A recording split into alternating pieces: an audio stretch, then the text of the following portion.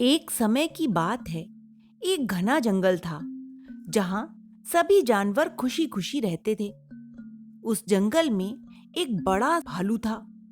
भालू को अपनी ताकत पर बहुत गर्व था। वह हमेशा अपने दोस्तों को डराता रहता था।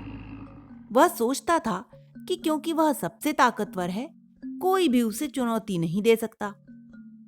एक दिन जंगल में एक बहुत ही जोरदार तूफान आया। पेड़ उखड़ गए और जानवरों के घर बर्बाद हो गए। सब जानवर डर गए और मदद के लिए इधर-उधर भागने लगे।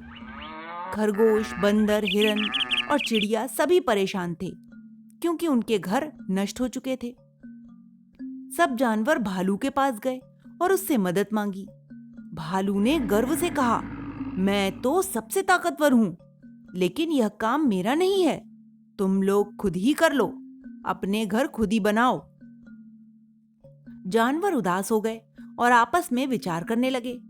फिर उन्होंने सोचा कि अगर वे मिलकर काम करेंगे तो कोई भी मुसीबत हल कर सकते हैं। सारे जानवर एकजुट हो गए और मिलकर एक दूसरे की मदद करने लगे। बंदर ने पेड़ों से टहनियां इकट्ठा की, चिड़ियों ने पत्ते लाए और खरगोश और हिरन ने मिलकर अपने घर फिर से बना लिए।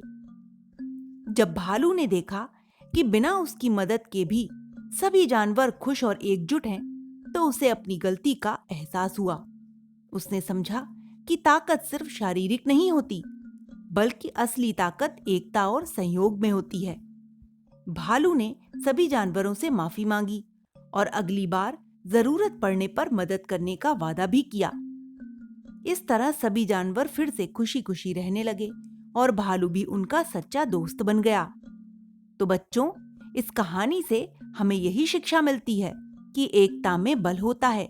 जब हम मिलकर काम करते हैं तो हम किसी भी मुश्किल का हल निकाल सकते हैं। बच्चों, आपको आज की मेरी कहानी कैसी लगी, मुझे जरूर बताइएगा।